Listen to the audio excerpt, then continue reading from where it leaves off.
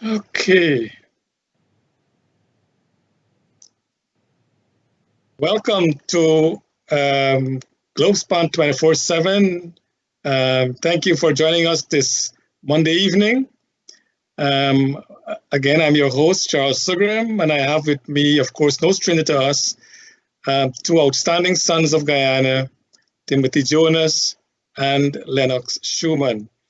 Before the program started, we were talking about had it not been for this prolongation of the declaration of the result, Guyana might never have had the opportunity to hear of the wisdom of Timothy Jonas and Lenox Shuman, among others. So, as I said before, behind every dark cloud, there is some great silver lining. Shuman, being a pilot, he would have seen those silver lining as he flies across the world. Tim and I would be passengers on the plane. We would not be able to see it because we'd be the back of the aircraft. So again, we want to thank Nohar Singh for giving us this opportunity to be on the platform, and to Devin, our technical specialist, for allowing us to carry on with this program live. So to our viewers out there, we want to welcome you again, and we hope this evening will be another interesting evening. There is always a saying, tomorrow is always coming, but never arrives. And I think Guyana is a classical example of every day we are hoping that tomorrow will bring good news, but it never happens. What I would say is that the long night of waiting is coming to an end. Tomorrow, hopefully, will bring new hope. To those of us Guyanese who believe that the PPP has won the election, and any reasonable person would believe that, I'll accept the result. For those people, you will see the long night of weeping is over and joy will come in the morning. However, for those who believe that the APNU-AFC has won the election, they will now believe, once the declaration is made, that their long night of weeping has begun. The question is, does it have to be that way? Why do it have to be that one side will be lamenting and the other side will be rejoicing?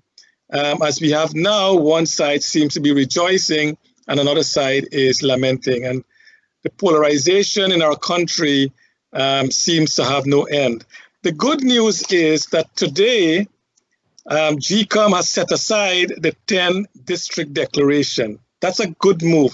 I think that's a positive move. What we will see coming now is that everyone had believed that Lowingfield would be fired today. That did not happen.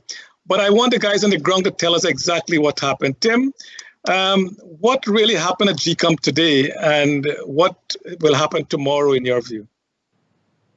Well, I'm not sure it's fair to call us the guys on the ground.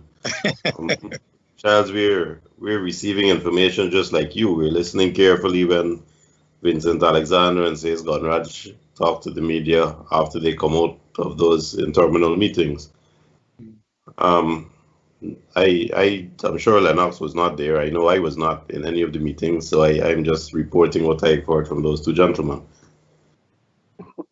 As you said, the report is that they have asked Lowingfield to do yet another report, again using the recount. This time, as you say, it appears that the chairman has, with the support of 3 of the commissioners, therefore a majority of 4 out of the 7, agreed to set aside the original count, so the original declarations for the 10 regions, which were done 3rd, 4th of March, including Mingo's declarations. So that leaves us only with the recount numbers.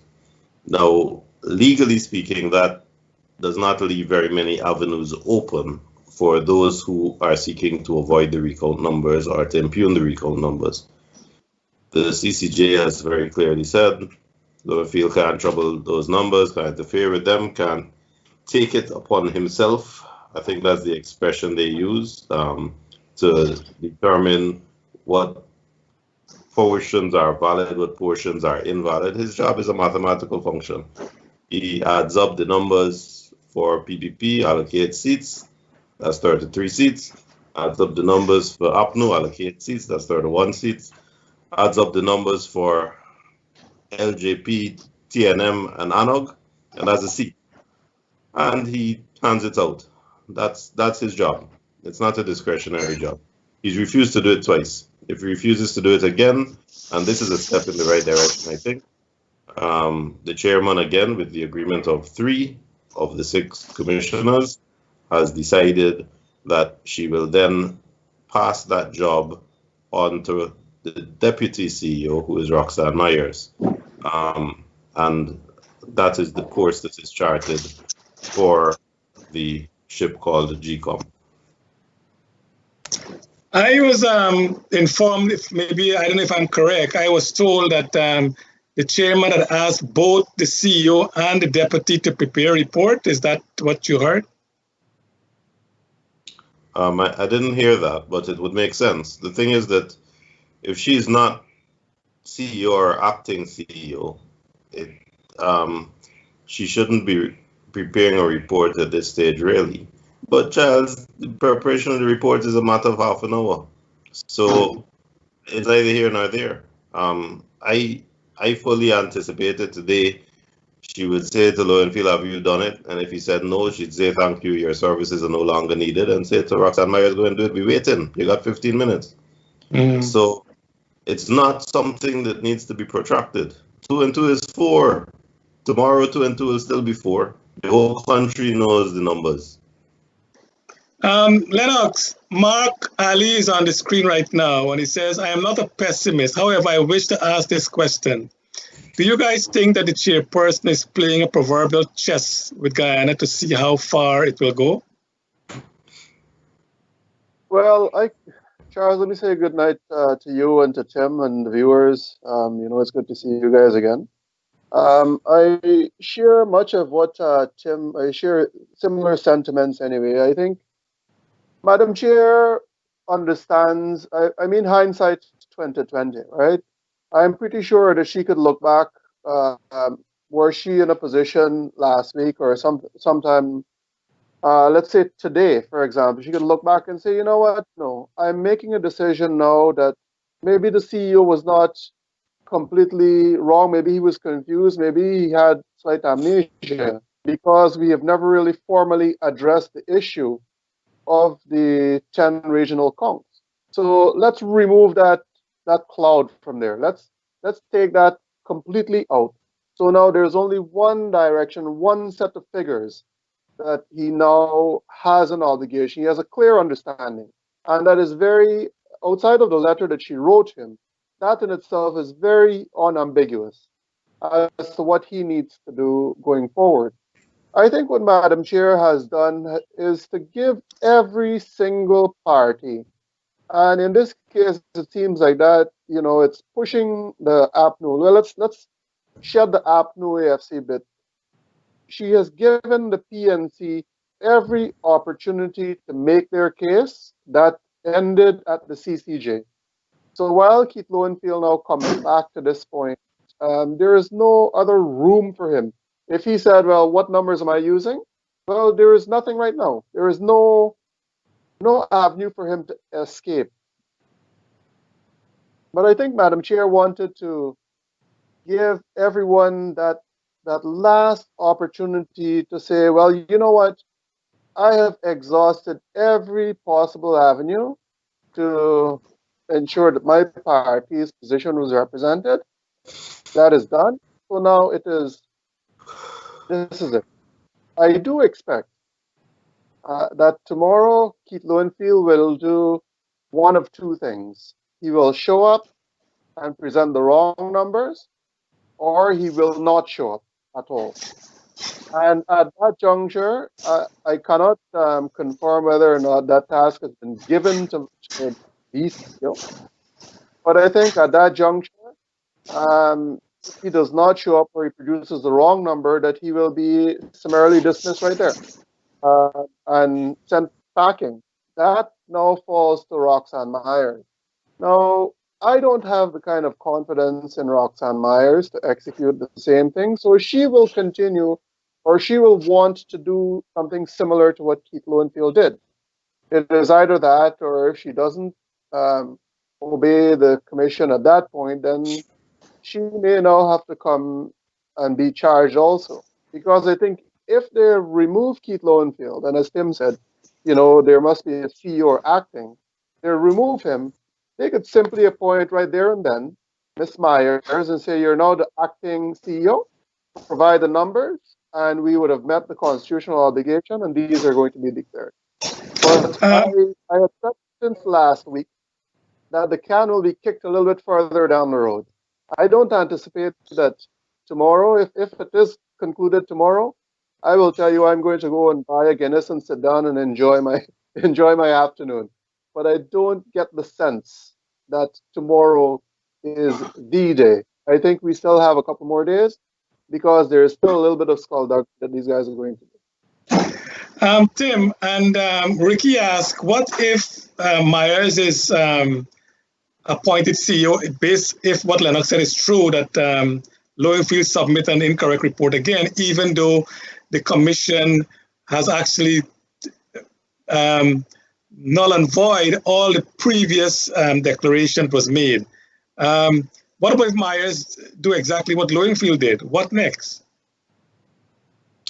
Again, administrative convenience, administrative speed for me would necessitate that an individual who can be relied on to do the job with integrity is already identified, and that individual needs to be on standby, maybe even right outside the door of the meeting, so that if, again, the process is stymied by dishonesty in a report produced by Lowenfield, they go to Myers. If Myers does the same thing that Lowenfield is doing, I don't think they need to delay any further. They can treat her the same way, dismiss her, step out the door and call that individual in and say, you're appointed CEO. Please do the report. We wait and you got half an hour. It's not difficult. It can be done very quickly. And then what do we do with Lowenfield and Myers if they do what you just said they did? Well, I'm not the police. You're not the police. The chairman isn't the police. Her job is to instruct Lowenfield, and her power is to hire and fire. So having instructed him, if he doesn't do his job, her job is to fire him. She can make a report to the police if she thinks there's been fraud. But let's just leave her to do her job for now. Interesting. Trotman, I know it. I didn't realize, Tim, that you supported the AFC from its inception, which also I did. I was in Georgetown at the Ocean View Hotel when AFC was launched. Mr. Trotman came to New York a couple of times, and I took myself and I went and picked him up, and we went to different places and so on. Trotman made a statement the other day that Lowenfield cannot be directed even if he is wrong. Let us listen to this tape that Lowenfield himself spoke not too long ago. Devin, you have that tape? The commission, by order, instructs the chief elections officer for the conduct of all these subsets. They are contained in the Constitution, where the commission shall direct the secretariat to so do. So it's not a creation of an attitude on the part of the CEO that he will have to be provided with guidance. The Constitution says in writing, we have minutes, there are meetings, we have minutes of those meetings, that sees the chief elections officer the directions of the commission. Which membership is contained in the Constitution. So they direct, move, don't move, act, don't act, as is contained in the Constitution. Okay, is Lowenfield delusional or is Trotman delusional? Tim? You know, I listened to that, and it's hard to debate it because, quite right, if I give you instructions that you don't understand, then you're entitled to say to me, man, I don't understand, can you please explain? But that assumes a world where I am acting in good faith, you're acting in good faith, and we're all being honest and we all have integrity. But if I say to you, walk 2 steps in that direction, and you say you don't know how to walk, although you're the same person that walked in the door to get the instructions in the first place, then you're not acting with integrity. So all of that palaver that we just heard from Trotman presupposes integrity which the parties don't have. So you have a man who is dishonestly, with full knowledge of what he needs to do, but also in full rebellion and determination that come hell or high water, he's not doing it, using every single means at his disposal, however flimsy, however pitiful, to avoid doing what he needs to do. You got votes. One party got 190-something thousand, the other one got 213,000. The third party got enough for 1 seat. Anybody 12 years old and over can do that maths and divide it by 65 and figure out how many seats you're working with. So, at what point in that can an adult say with a straight face, I need more instructions, please advise me what to do? A man who has worked at GECOM for years? Come on. So let's not pretend that we're talking about people who are doing their jobs with integrity and professionalism and genuinely need advice and instructions received. Let's accept that we're talking about people who refuse in point blank to do something that's basic maths and move on from there. So don't let's give respectability to the nonsense that Trotman talking about. Lenox, I know Timothy being a fellow attorney like Trotman, he was kind of soft there in hitting Trotman. Charles, I don't think that was Raphael Trotman. You know that didn't sound like his voice. I assume that is Trotman, the commissioner. Oh, is it commissioner? Okay, so maybe if it's not Raphael Trotman, then I must apologize for that. So it might have been the commissioner Trotman saying that. Is he now more delusional being a commissioner? He ought to have known better, Lenox. Charles, let me correct you. I think what you're referring to is Raphael Trotman had made some statements on their CNN, their coalition news network, in the line that you're talking about, where, and I don't know if Tim maybe missed that, but I would not speak for him. I think Raphael Trotman made some remarks that law and field does not have to obey anything. Let's just put it in plain, simple language. But I think based on the variety, the Representation of People Act, the elections law, the Constitution, law and field has to abide by what the commission decides. And I think one of the things, if I'm not mistaken, that might have been discussed today is what is the upper limit in terms of legality to which law and field can operate. And I think that question might have been answered by Madam Chair in her decision that he has to bring another report, basically telling law and field that he cannot operate above the dictates of the Elections Commission, that the commission at the end of the day is the final authority in what the CEO has to do. So he can't really operate outside of that. He can't put himself above the commission and say, well, I'm only going to do this. I think those things were clarified today. I want to believe that Mr. Trotman and all of these guys are simply further lying to their supporters. They're further misleading them.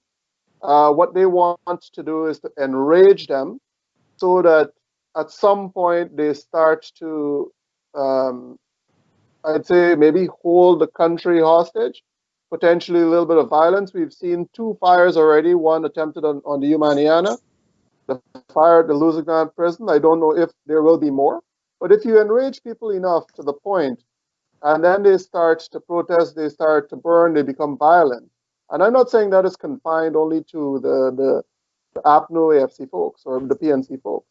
But if at some point it gets there, then it now provides an excuse for David Granger and his rigging folks there to declare a state of emergency. And I think that would have been the central thrust of what Raphael Trotman was attempting to do. I think the idea of a state emergency is been outplayed now. I mean, Singh just reported that Myers will do the same shenanigan as Lowingfield. Harry Singh said, so what? Lowingfield will not show up, maybe. Myers will refuse to participate. Does the commission have a third person in place in case this doesn't happen? Who is independent of Myers and Lowingfield? And the thing is this, I said it again in our last show, is that the Elections Commission CEO has always had some bias in them. We know of Boodoo, he was biased towards the PPP, but not this way overboard that Lowingfield is now playing his hand. Lowingfield is really overboard with the PNC. What do we do? How can we move forward, Tim, if this continues to happen? Well, I'm glad you brought up Okul Boodoo. I wouldn't agree with you that he wasn't as biased as Lowingfield. Stealing votes is stealing votes. You will remember Boodoo tried to steal a whole seat. Now, his methods might have been more surreptitious. Lowingfield is being caught as Mingo is being caught, and he's just bullying the schoolyard in your face, like it or not, wrong and strong, belligerent.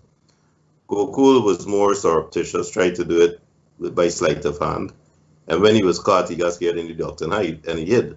So I wouldn't give one credit for being more fanatical. I would just say that Lowingfield more belligerent, got more in your face, barefacedness, courage. So that's part of our problem in Guyana, isn't it? That we are so steeped in this two-party harm that as individuals, we see people in our own society, people that we rub shoulders with, people that ordinarily we respect, or at least we did before this escapade. Professionals, academics, churchgoers, religious people, everybody are now either by their wild comments or by their silence in the face of unlawful electoral fraud, showing their true colors. And our society has been torn apart, but the rot has been uncovered, and it is your neighbor. And I think that is a big tragedy. That is something that we have to face up to and be introspective and look within, because you're seeing it in the members of the institutions, not just GECOM. Do you have confidence in the army, the police, the judiciary, members of the bar? I was confronted, as you know, during the process by medical doctors who tried to keep me out of the out of the counting process. So in every institution, every individual you come across has this bile, this poison, and it seems to be an intrinsic Guyanese thing. And we have to look within and ask ourselves, how is it that we can abandon morality for the expedience of a political victory by any means necessary, and then go to church on Sunday? I don't understand it. Elizabeth Ramcharan, Lenox, my schoolmate, she said any one of the small parties can do the report. And as she said, I'm pretty sure they already have it. Should Claudette Singh appoint one of you guys to be that independent? I mean, from the comments I'm getting from the viewers is that, and you've seen it on the screen, that you, Mr. Timothy Jonas, and you, Mr. Lenox Shuman, are two of Guyana's best. I don't want to get to your Brit, to be up there, but the thing is, you have been outstanding. So shouldn't one of you be the acting CEO and just submit a report? Uh, Charles, let me thank your viewer for the kind compliment, but I think it's unwarranted at this point. We've simply been given an opportunity to provide information to the public. I think both Tim and I are untested politically, and we have to recognize that. So maybe that confidence at this point might be slightly misplaced. Maybe after the first parliament or so, then we may be in a position to determine where we sit on that political scale. And I spare no modesty or anything in that statement because that is the fact. In terms of the report, I want to say that it absolutely not.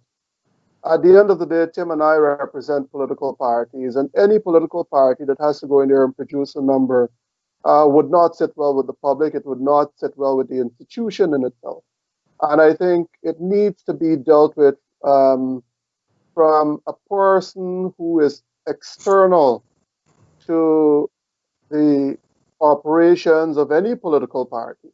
Yes, they at the end of the day they would have voted. Someone would have voted.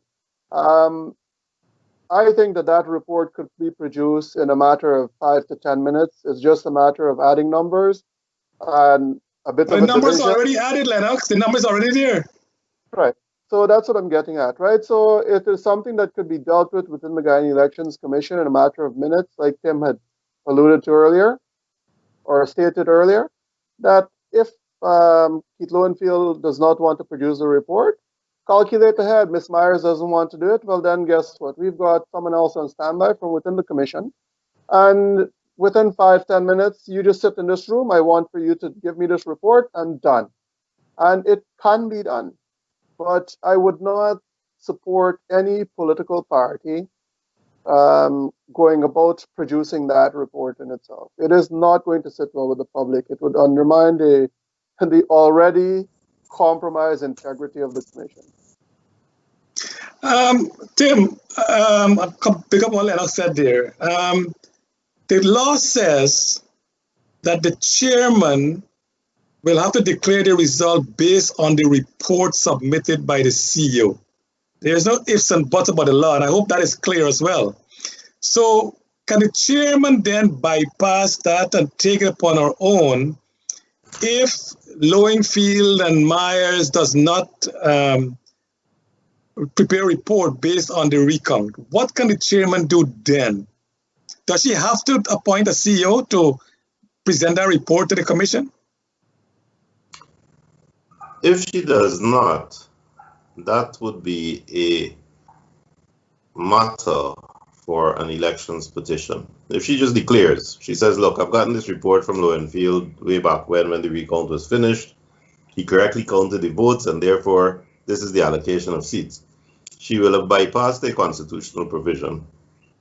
But the remedy for that would lie after the appointment of Irfan Ali in an elections petition. And the question that the court would have to determine is whether that breach undermined the electoral process so as to cast doubt on who the real winner is and to cast doubt on the outcome. So to answer your question, technically, she needs to receive a report from a CEO, and in her shoes, I would put a CEO in place to receive that report. But from a practical point of view,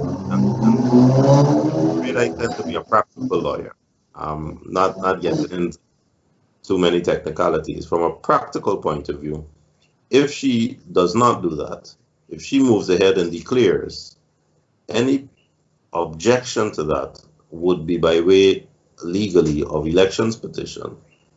And the outcome of such an elections petition where that is concerned could only be that her decision should not vitiate the elections because it did not endanger or jeopardize the result or change the result, which was a foregone conclusion as a result of the recount numbers. And before Lenox you comment, Tim, just to that article that says, or the Representative Act that says that the CEO submits a report to the chairman and the chairman then declares the result based on that. That was on a normal election when the count is done and the statement of polls are submitted and so on. It's kind of a secret, even though it's public, but it's semi-secret. In this case, the whole world saw the recount, they saw the tabulation.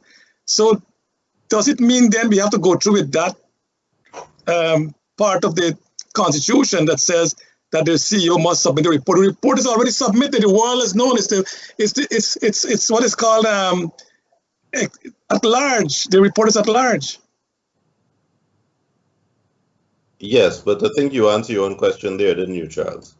That even though the report is at large, even if this process had been followed properly by people with integrity from March the 2nd, at the time, it would still be the requirement that the CEO delivers his honest report to the chair and the commission gives their honest declaration, even though the entire country, because the SOPs are posted up on the door, would know it's an open secret what those numbers are.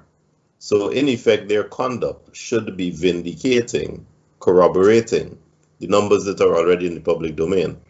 As we know, because of fraud, their numbers, instead of corroborating the numbers in the public domain, were fraudulent and therefore were different, and thus the recount.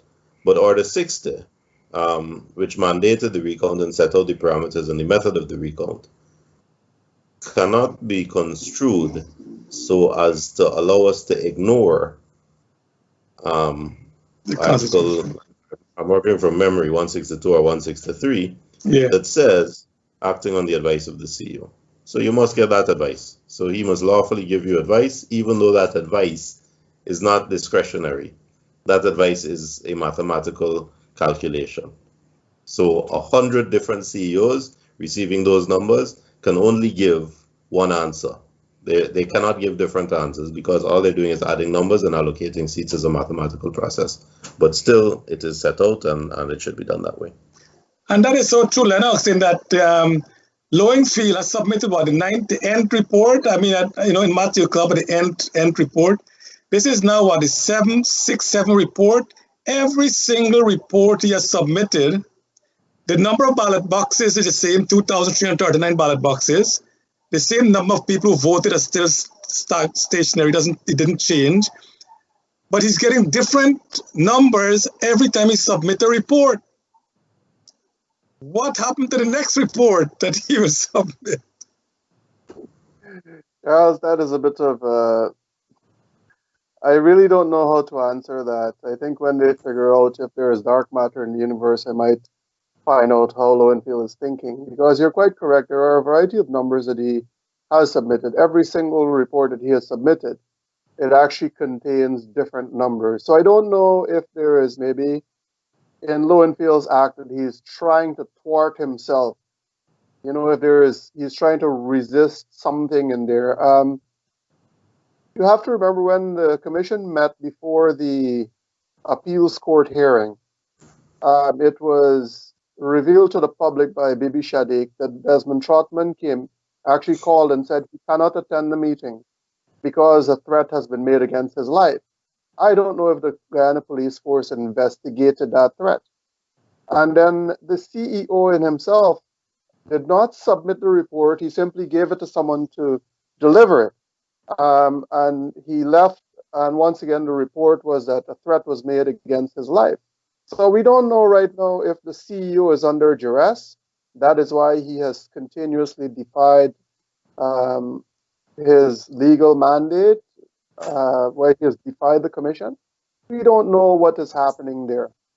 I want to go back, and I don't know, maybe Tim could help me out on this. If there are other legal requirements that are needed, but in the Constitution it says that the Commission shall declare based on advice of the CEO the election's result.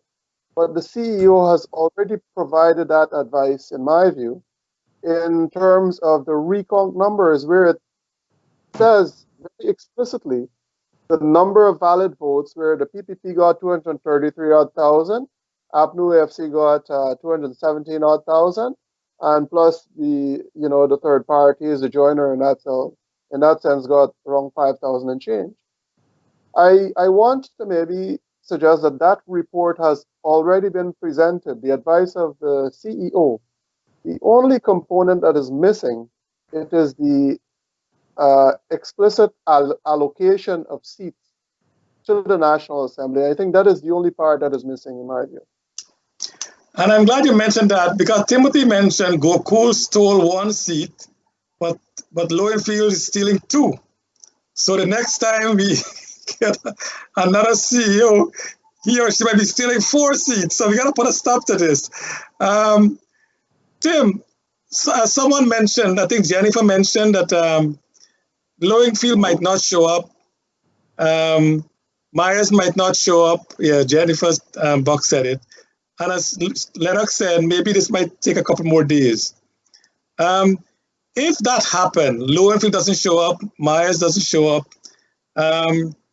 can, as Lenox just mentioned, can the commission now use that first report that Lowenfield submitted? In that report, he had the correct count for the numbers for the recount. Can they use that as a CEO report to the commission, in your view? Well, I think this is what we discussed earlier, Charles.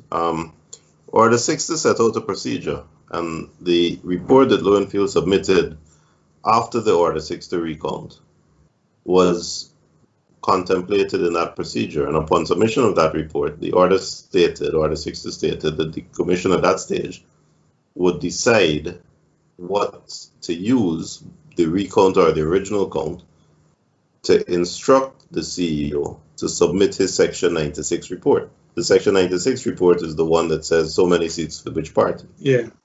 So on the face of the recount order, Order 60, we're still in the same position that Lowenfield must now provide a Section 96 report. That is the one that he has been very, very deliberately not doing 3 times. So I think we're still back there. And the question then is, what happens if the commission decides, well, we know the numbers, we're going to do it. And as I said, that would be material for an election petition. But although we know the GECOM Secretariat is compromised, we know the personnel have gone rogue, we know we can't rely on them.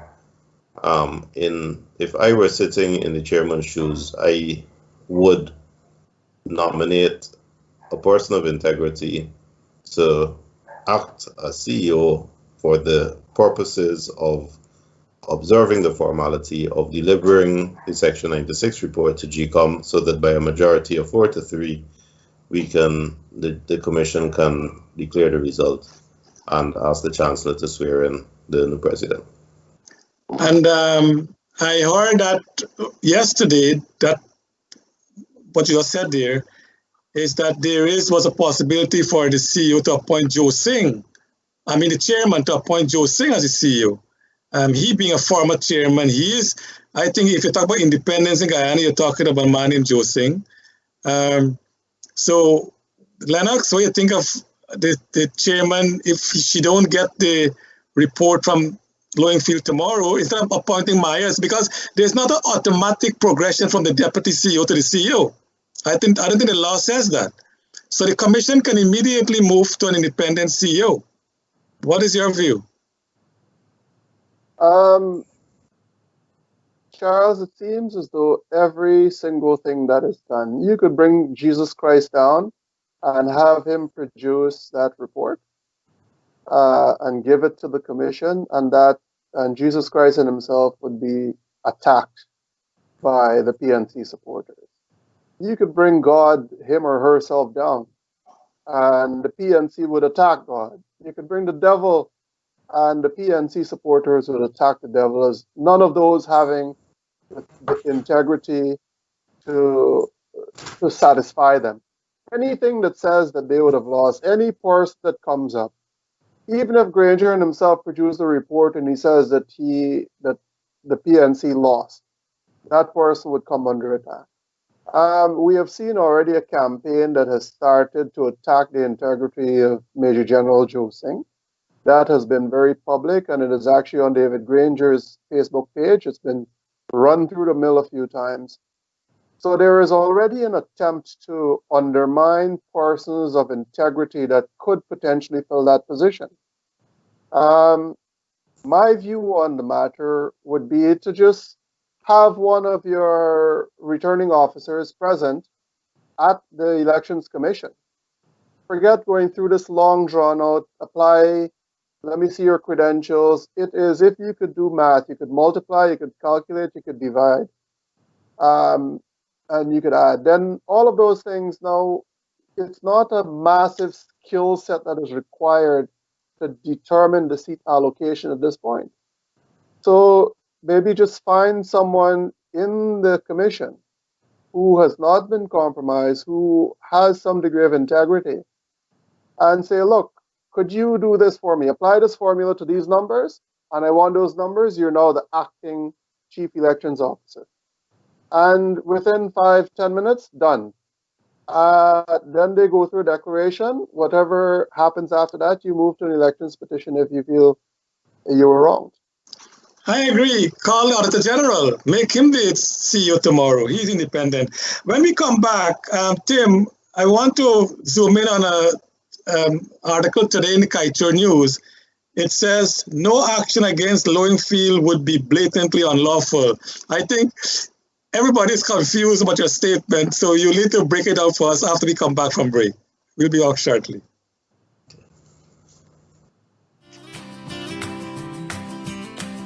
Take the family, or maybe go with friends, on a train getaway to Boston and Cape Cod. Explore Boston City with a multi-day hop-on, hop-off bus tour where you can immerse yourself in its rich history and New England charm.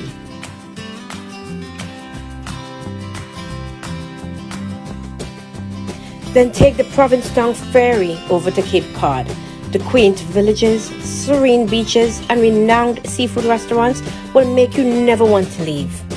This Boston and Cape Cod package includes round-trip coach tickets to Boston, the Provincetown ferry, and 3 nights hotel accommodation. So book Boston and Cape Cod with Travelspan. It has something for everyone.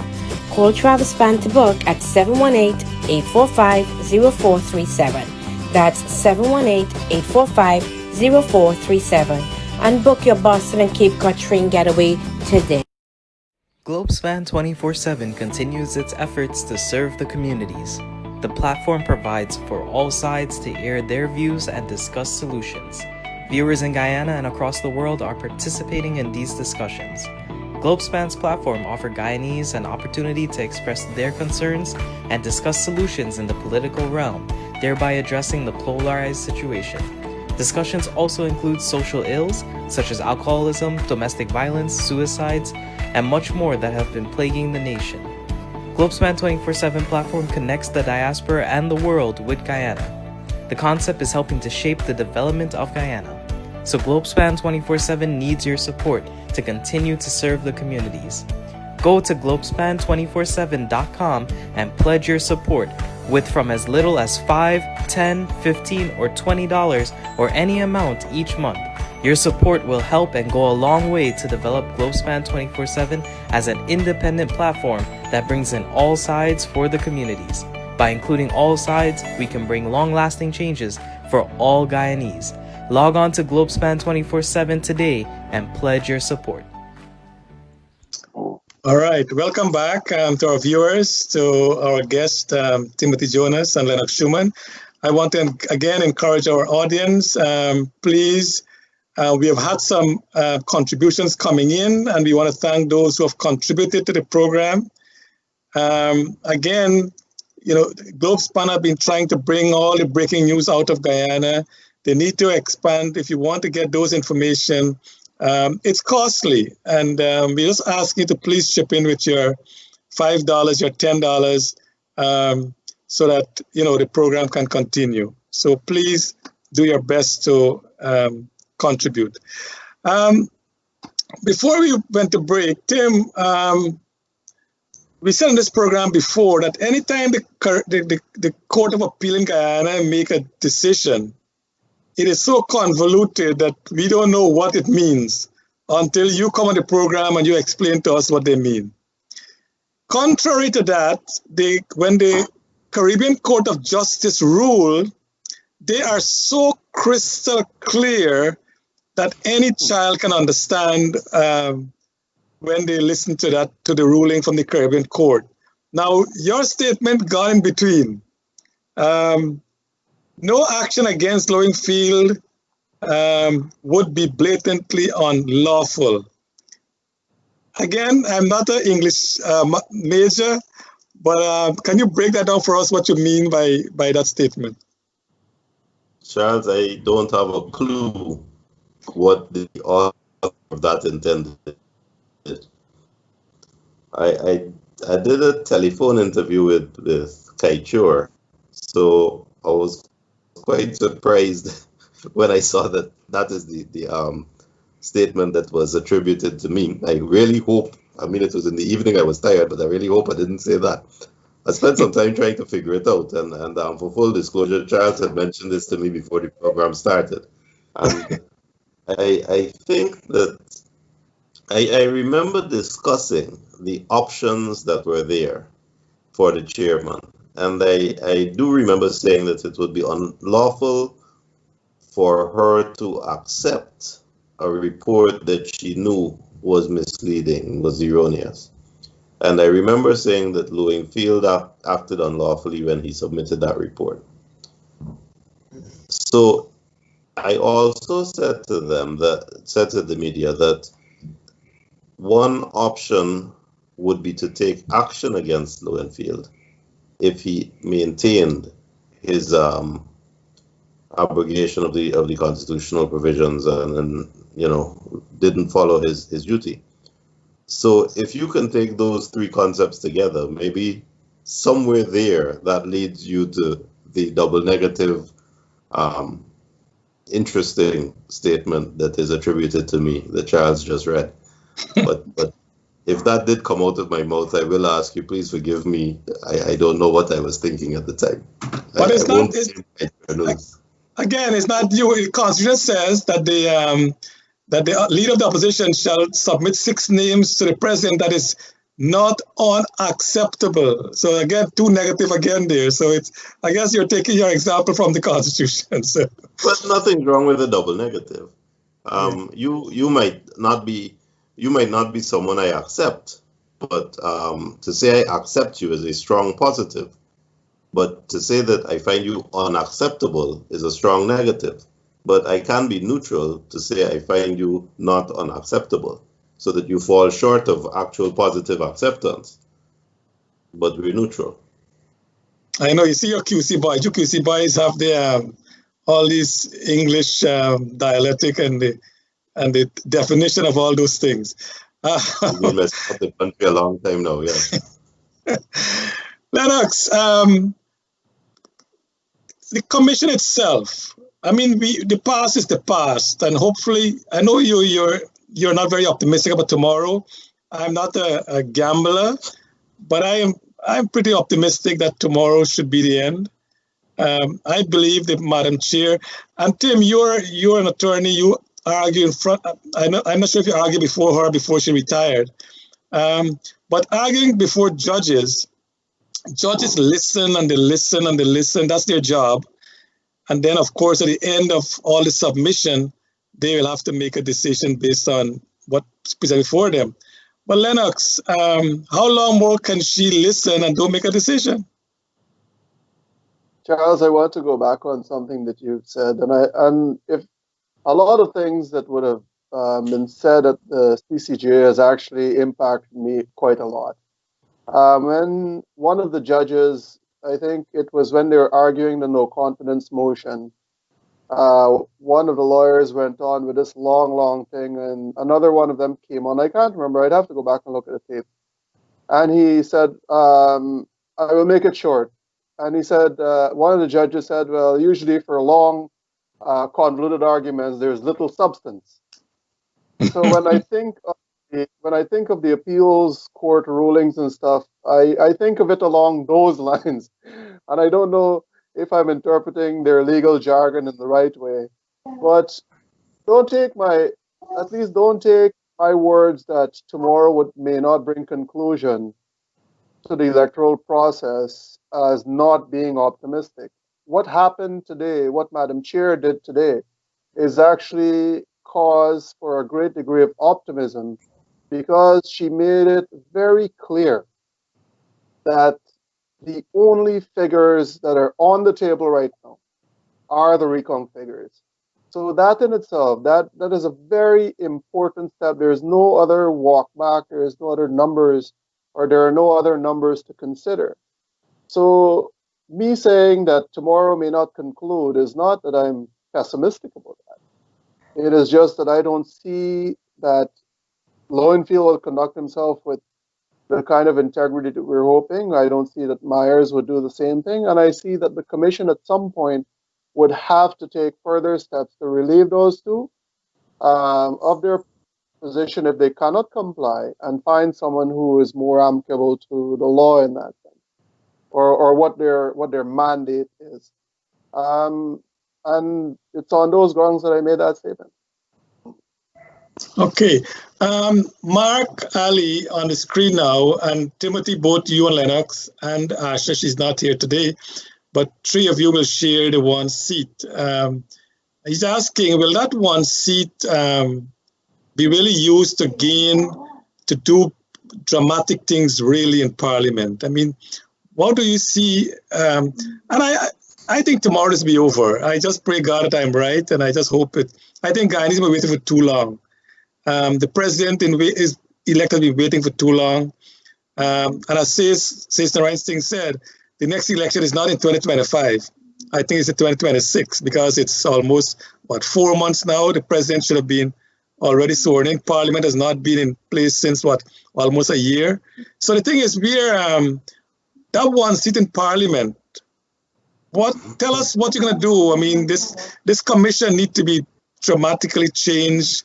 The entire structure needs to be changed. As a matter of fact, before you mention that, I just want to mention this.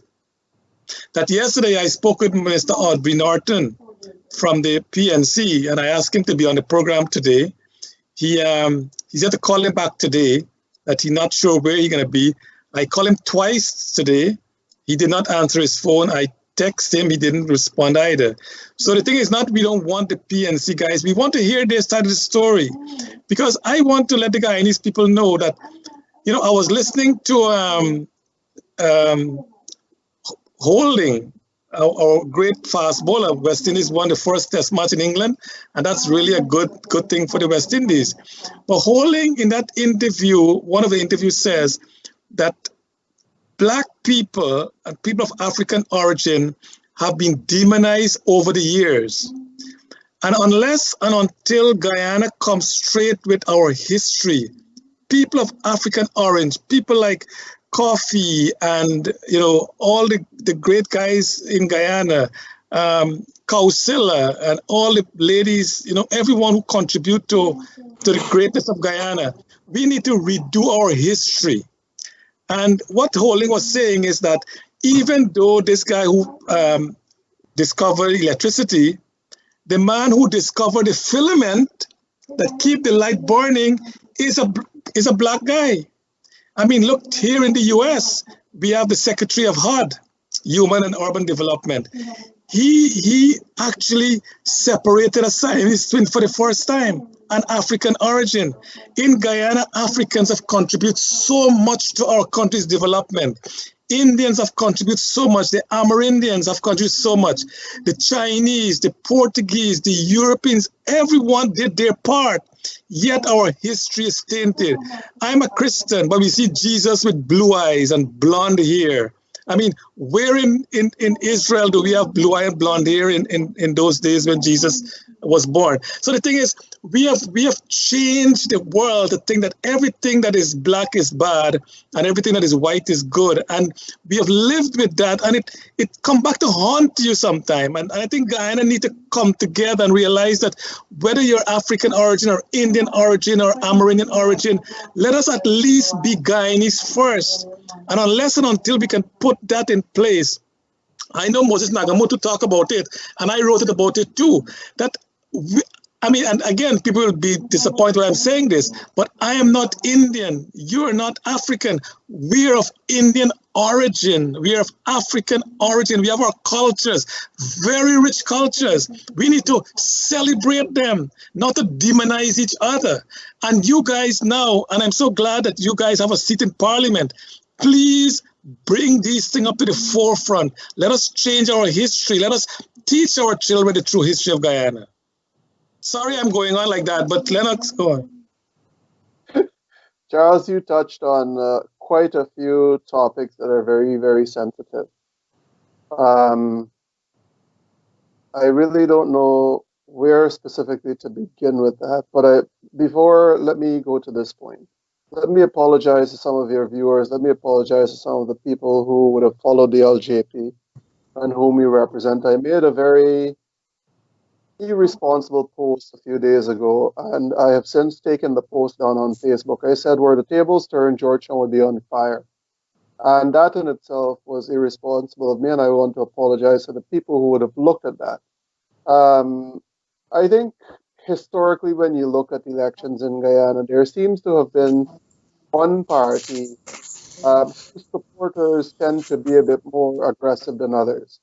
But I was quickly corrected, because what happened in Berbice immediately after these elections also brought up the ugly side of the other party, where the house was burnt and all of those things. Someone said we never addressed it. I think the person is wrong. They have selective hearing in that sense, because it is something that I, in very, very concise and explicit terms after it happened. I think one of the things that we have done is we have been looking at people and judging them by their actions. And their actions are very telling. Take, for example, today, when David Granger was leaving his compound, supporters went and laid in front of his motorcade and had to be removed by President. So one of them went to stop the vehicle and put her hand on the bottom to stop the vehicle. Any way forward is over her. I don't see other party supporters of other political parties conducting themselves in that manner. If we want to be judged differently, then we ought to change actions, change the way we react to a lot of things. And there are some fundamental issues that continue to exist in Guyana that we have never addressed. We're not a nation in this sense. We are a country of peoples. There is no sense of nationhood. There's nothing that we could coalesce around and say this is the Guyanese identity. Nothing. If you speak to a black person, the majority of them are more African than Guyanese. You speak to Indians, the majority of them are more Indian than Guyanese. And indigenous peoples are indigenous first before they're Guyanese. So we don't have that national identity to coalesce around and say, this is our national identity. And it doesn't matter where you go in this world, this is my Guyanese identity. We borrow Jamaican music, we borrow Trinidadian music, we borrow Brazilian music, we borrow Spanish music, and we've got this multi-ethnic palette for food and that. So the majority of things, until we carve out that identity,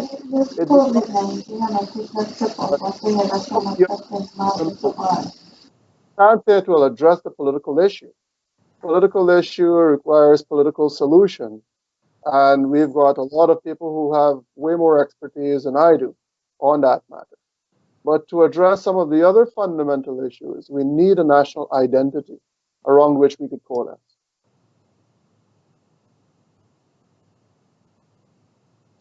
Tim, what are your views? What will your one see do in Parliament?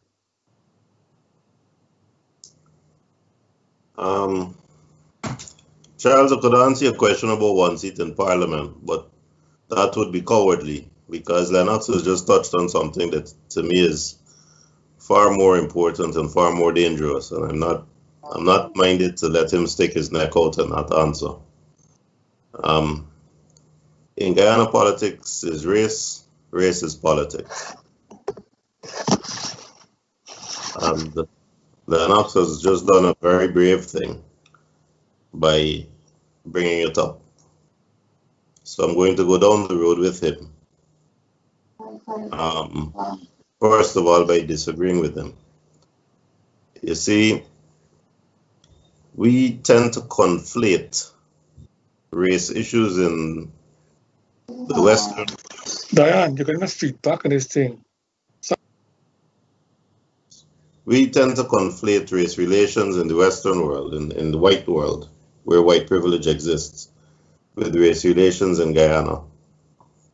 And that is to start on the wrong foot. Because in the Western world, there is white privilege. The institutions are run by people of European descent. The banks are owned, the politicians, the police, the army, everybody is controlled by people of European descent. And they have the money, they have the numbers, they have the power. We don't have that situation here in Guyana.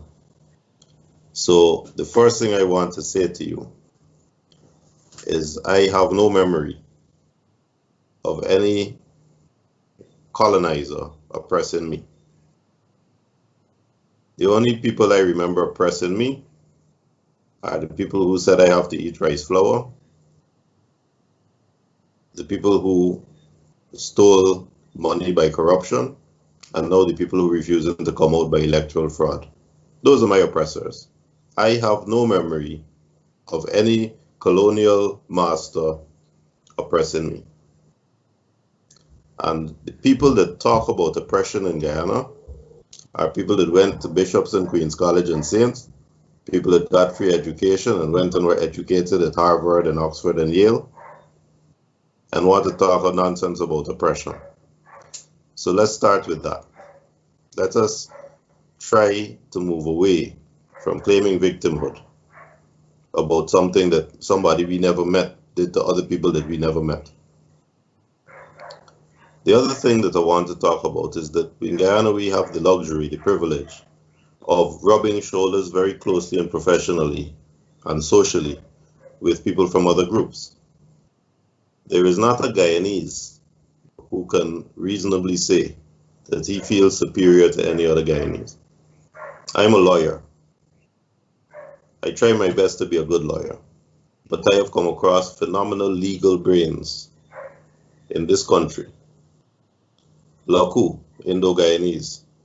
Fraser, Afro-Guyanese. I've read remarkable judgments. Geoff Haynes, Afro-Guyanese. Stoby, Laku again. In the medical community, ANOG is represented on our executive by an indigenous doctor, medical doctor, Mark Frams. We have Ramsahoy's, but we also have Joseph. Nobody in any professional discipline in Guyana who rubs shoulders and butts heads with Chancellor Carl Singh as opposed to Keith Messiah can pretend that anybody got any intrinsic superiority over the other. And all those names I just called are people who got scholarships. Most of them grew up poor and pulling themselves up by their bootstraps because that is the legacy of colonialism. But all of them living comfortably now. And none of them have been oppressed by anybody except by our current modern day oppressors. So we need to understand that we are participating in this society and we have ourselves to blame or ourselves to thank. That is the starting point. That is the starting point. Now, in terms of what's happening in Parliament,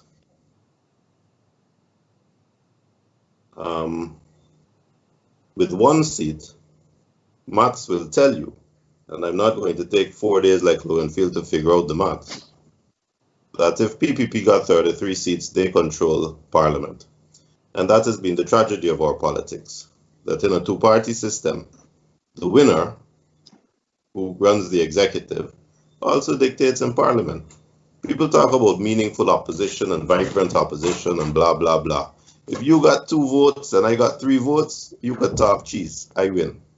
And that's what happens in our parliament. So for the past 5 years, APNU has won. Before that, there was a short renaissance when PPP were in a minority government. But before that, PPP were the democratically elected dictators in Guyana. The purpose of a third party is to remove that. Mathematically speaking, the only way to have a minority government and therefore an independent parliament is by a third party. We didn't achieve that this time. We'll achieve it next time. But for the next 5 years, with our one seat, we are going to be loudly proposing changes, many of which we believe PPP will not accept, and they have the majority in parliament, and therefore they will be the dictators. But we want to show the Guyanese people what is possible. You see, AFC's failure is that in all their years, they didn't propose a single piece of legislation. They went and they sat down and they did nothing. And it is my feeling that I didn't recognize that in them and criticize them for that years ago. We won't be doing that. We will be proposing changes and explaining to the people why those changes are good. And then we will be quarreling loudly if the PPP do not implement those changes. Because in 5 years, whoever's in opposition will have a majority in parliament, and an independent parliament will be able to implement those same changes. The next 5 years is a time to educate the public as to what can be done, what is possible in this wonderful country. Well said, Tim. And the comments out there from our viewers also, they like what you and Lenox have mentioned about our race relation. And the thing is, I don't quite, I'm not against people voting for people who look like them to represent them. They feel comfortable. But I think what Ravi Dev was referring to in his earlier days was that let us accept it. The thing is, if we don't accept a problem, we will not be able to solve the problem. So if we accept that, yes, we vote along ethnic lines, that's okay. Every group wants to support their own ethnic group. But when after the election, work together for the common good. And that is what the winner-take-all doesn't allow that to happen. So how will we change that winner-take-all to ensure that both huge big groups, the Indian and the African groups, how can they contribute significantly to development Guyana, whether they're in government or not in government? Lenox, you want to go? Well, Charles, there is a very interesting thing, and I think I want to venture out a little bit here because this is not my forte. Law is not my forte. Like I said, I'm great at conversational law, and that's it. No formal training required for that. But I think the New Zealand Constitution actually has in it, yes, I think they do have a majority government in this sense. But in the New Zealand Constitution, there is also 4 seats, I think, that are given to the indigenous peoples that is apolitical, free from political dimension in that sense. I don't know if that is a formula that would be effective in Guyana. It is something that needs to be interrogated a bit more. But I think there needs to be some degree of permanence because I don't see that the PPP will accept a different system, maybe a constituency-based system. I don't see that the PNC will accept that. And the interesting thing that we go back to is when everyone is out of power, they all talk about shared governance.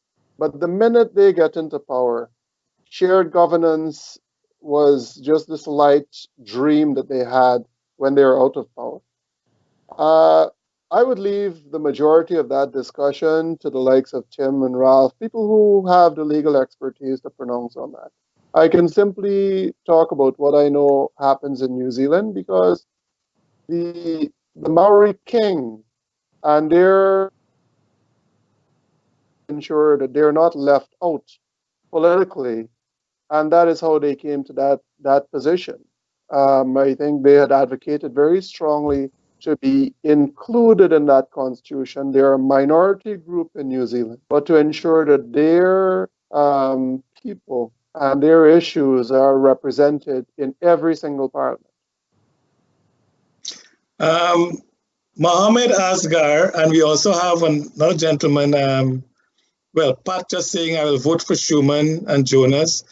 Mohammed was very specific. He said, for the next president and prime minister of 2025, the two of you gentlemen, I know we are going way ahead of our time here right now, but in terms of the top of 2025, we need to settle this election now.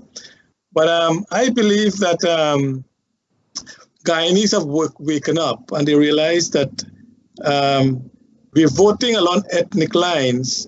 And I don't blame the people. As I said, I don't blame the people. They vote on what interests them.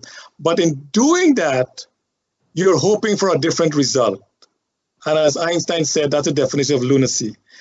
So we keep doing the same thing since in the 50s. We're voting along ethnic lines, hoping that things will change and we get more cemented in it. And that's why I'm saying that even though we are against President Granger for dragging this thing on for so long after the March 2nd election, what has happened is that you guys have come up as Guyanese great leaders.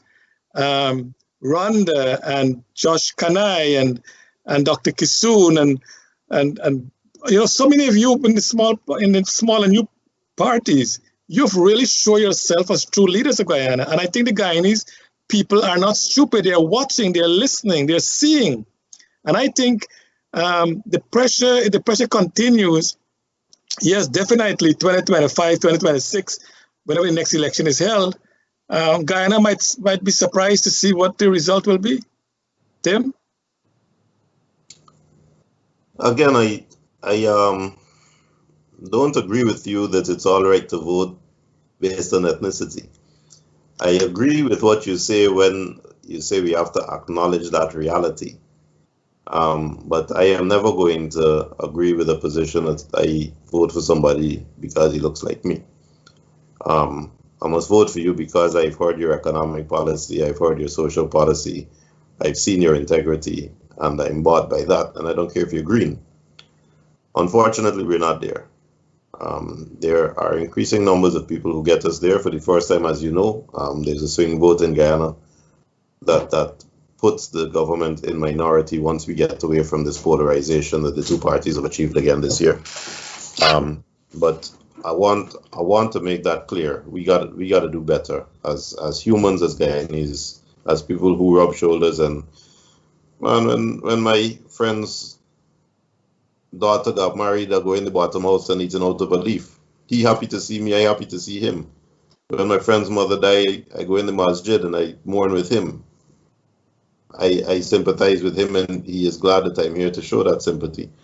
That has nothing to do with how he looks and how I look. That's my brother and my sister.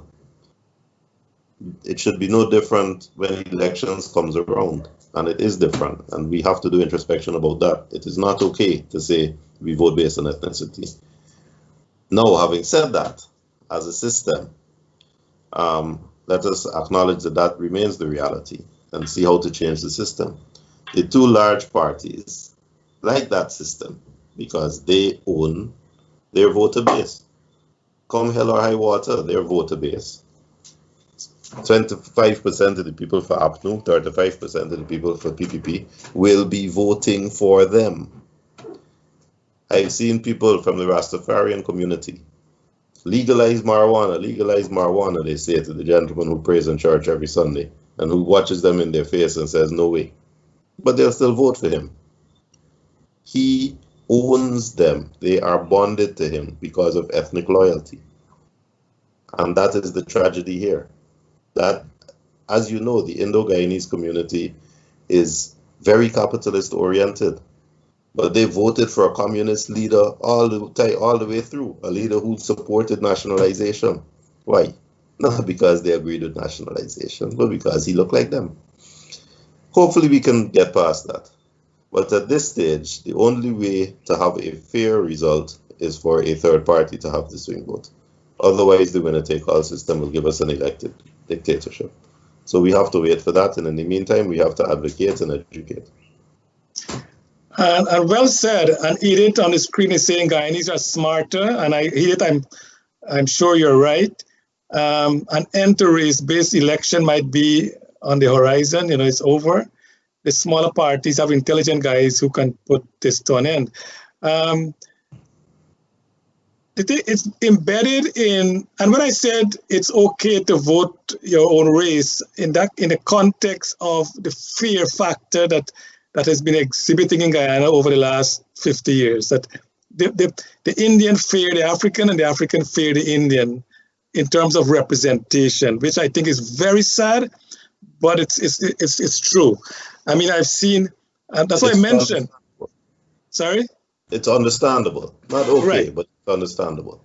Right, and the thing is, I've seen, when you watch the some videos of this up, I mean, some of the guys who riding the bicycle and going stealing from, young black guys. I mean, they can be our son, they can be our brother, they can be our child, riding up and stealing things from people. Someone mentioned it yesterday on the news I was watching here in the US, that in the early days in America, when the African family was grounded by a mother and a father, now only about 25% of the African population here in the US have mother and father. It's really sad. The same thing is happening in Guyana. I remember as a Christian, I went to a prayer service for one of our members' birthday, and the minister asked her to give a speech, a talk on her birthday, make 3 wishes. Her 3 wish was, first, I want to get a job. Second, I want to get a child. Third, I want to get married. So the minister said, you sure you ain't got your priorities upside down? I mean, it's why do you want to get a child before you get married? And the church has been, I think the church needs to be a responsibility too, that you're accepting single mothers. Single mother seems to be a big, blossoming part of our equation, when in fact the child is the one who suffers.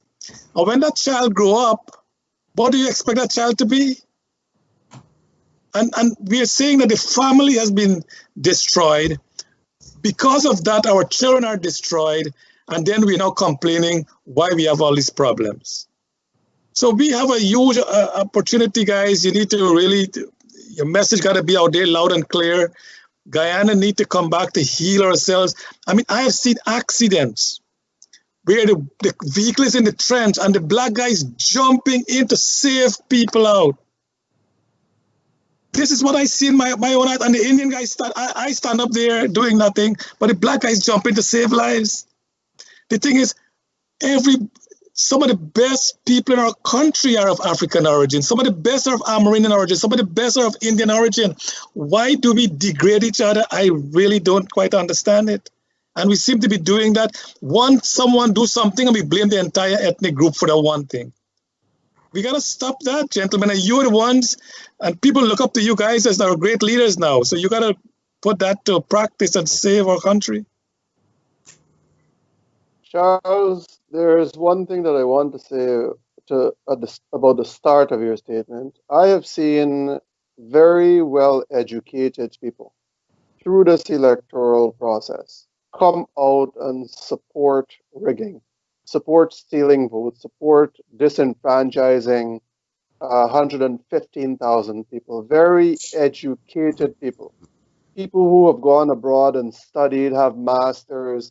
Some of them potentially have PhDs, but at least they've got doctorates, come out and supported the rigging of these elections and will go to its end to defend it. So I don't know that education necessarily would be that stop. There is tribal politics, identity politics that continues to operate, and we could talk about it until I get completely gray. I'm already gray, but I'm getting more gray. But that being said, we also have to look at leadership, and I've said it before that David Granger has driven a wedge into this country so deep that it creates fear, a lot more fear in the Afro population. When he goes out and talks about 400 young black youths who were murdered during the PPP's time, it is association And when you're hearing that from David Granger, who goes and kneels in church, have pictures taken with him going up to the altar, people praying for him and all of these things. And then he says that without putting a context to how it is that people died during that time. I'm not defending the PPP. I'm simply identifying an issue here, right?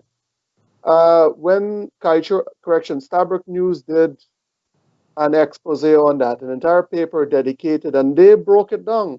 These were the criminals. These were the people who got in the line of fire. These are the people who got into accidents. These are the police officers that were assassinated.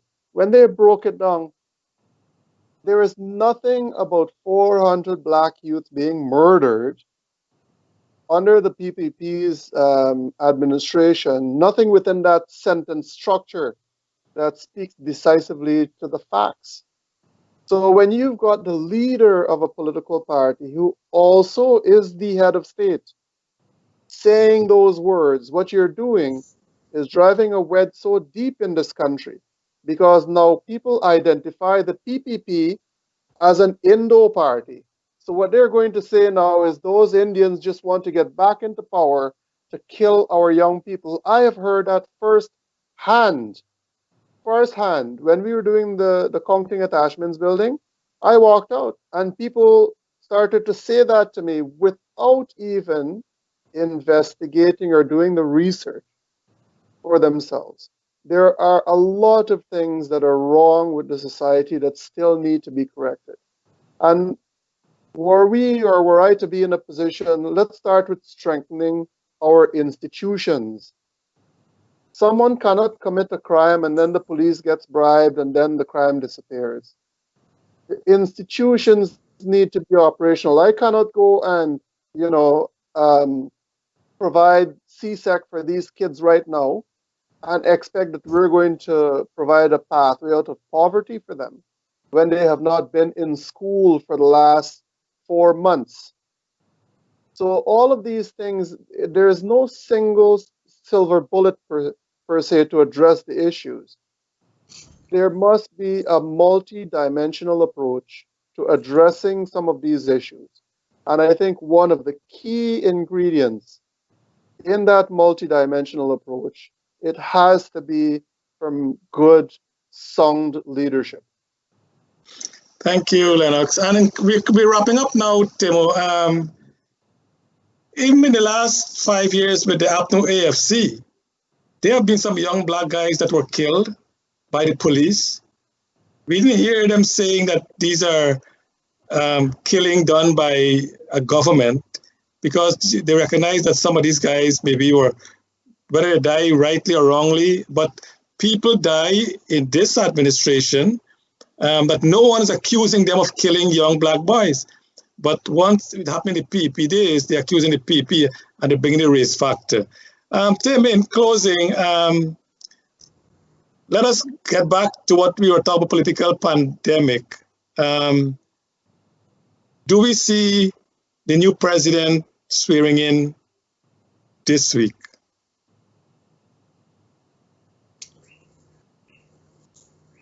Both parties perpetrate the mutual ethnic distrust. It's for both of their benefit. It allows the PPP an automatic advantage in the election process because they have the larger demographic, and it allows APNU, as it is doing now, to justify electoral fraud because you have to keep out those evil people from the PPP who killed 400 people.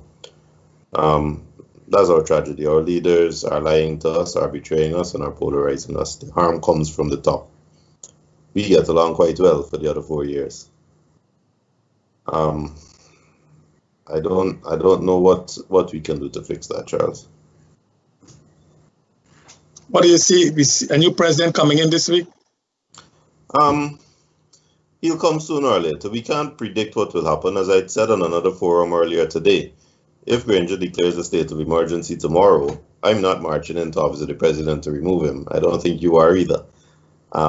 He has the power, he has the street power, he has the army and police power, and he has the sympathy of the army and the police. Although, I want to say this very clearly, The police have acted with absolute professionalism so far, and the army has not acted at all so far, which also shows absolute professionalism. So I want to say that clearly. But I'm not going to try to pussyfoot around the subject that the loyalties of the disciplined forces are with APNU. The whole country knows that.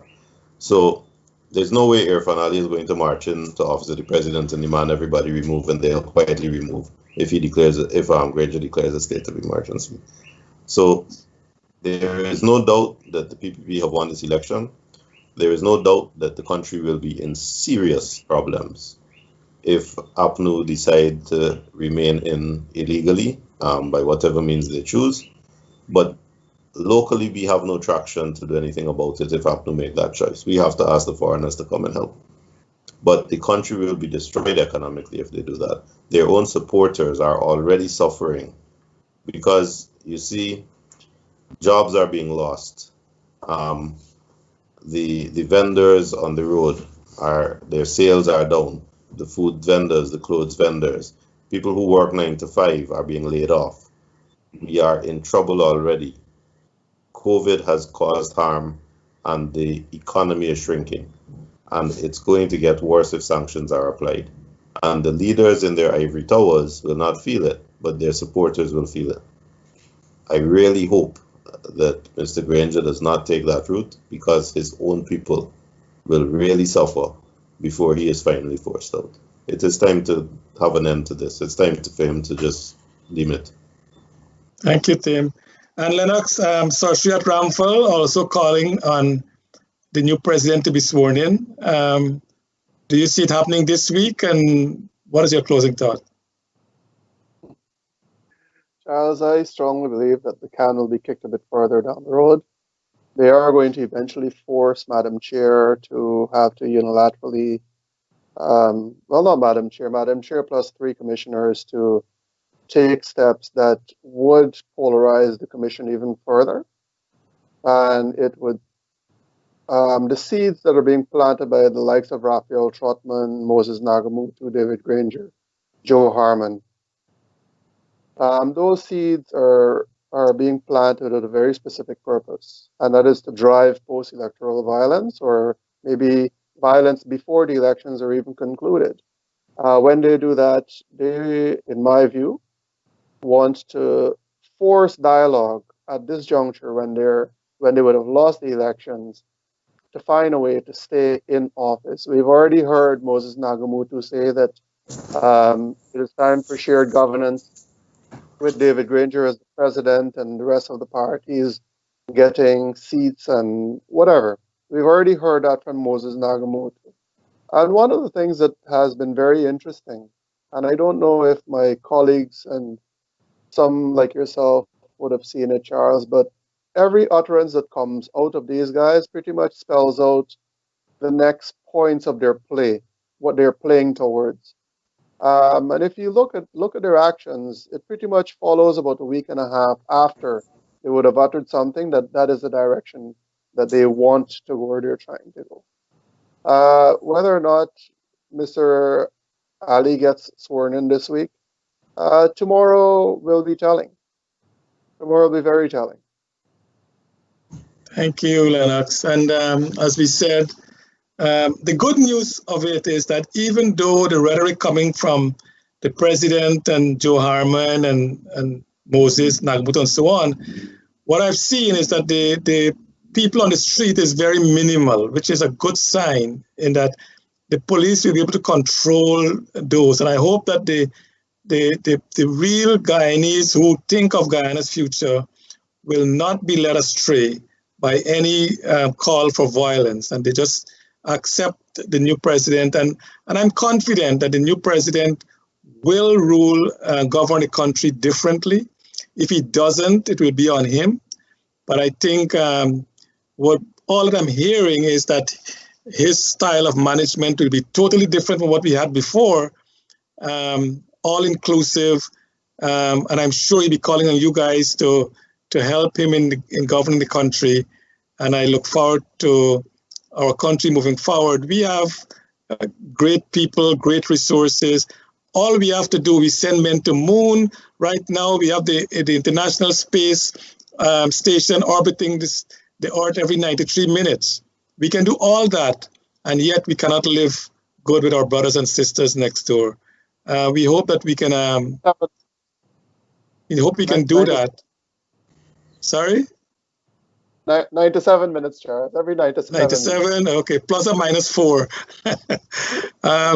So we look forward to again on Wednesday. Salim will be on with another program here on Globespan. And on Thursday, we have a prayer group that is meeting to pray for our nation. We want to thank you, our audience, for tuning in. To you, Timothy, and to Lenox, I want to thank you so much for being a part of us this evening.